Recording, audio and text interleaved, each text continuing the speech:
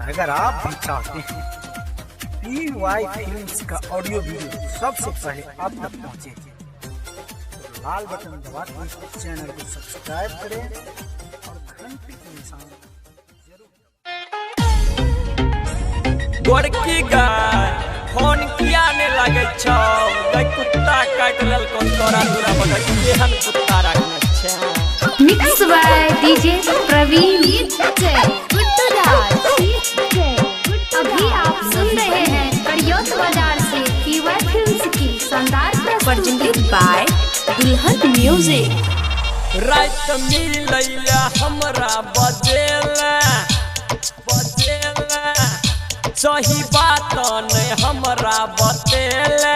गई कोहन कथी कहै छी गई रात मिलैला हमरा बजेला सही बात ने हमरा बतेला गई सोना तोरा दूरा पर गई छौरी तोरा दूरा पर हो धरा कुत्ता की सरबा काट ललकौ गई छौरी तोरा दूरा पर हो धरा कुत्ता की सरबा काट ललकौ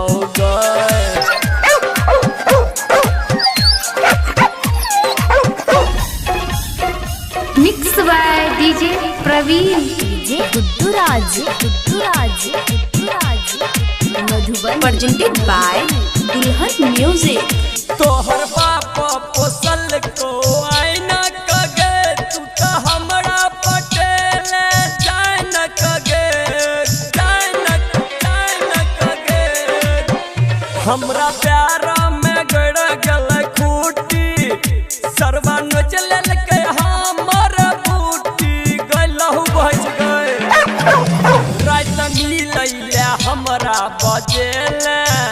सही बात ने हमरा बतेला गई सोना तोरा दूरा पर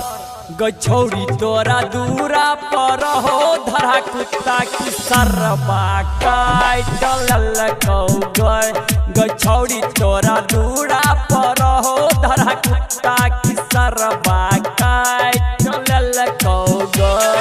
अखन अहाँ सब सुन रहल छी मदनेश्वर स्थान मदना से मिक्स बाय डीजे प्रवीण। प्रस्तुत अभी आप सुन रहे हैं करियोत बाजार से PY फिल्म्स की शानदार प्रस्तुति। हल्दी लगबै छै सत्यम के बिटुआ चौरा धर्मेंद्र निर्मलिया भैया के बजा प्यार धोखा में हमरा फसेला मिले बहन घर तू बजेला गचोरी बजर खस्त बुझी ना रात मिलैला हमरा बजेला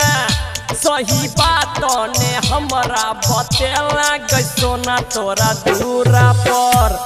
गई छौरी तोरा दूरा पर हो धरा कुत्ता की सरबा काट ललकौ गई छौरी तोरा दूरा पर हो धरा कुत्ता की सरबा काट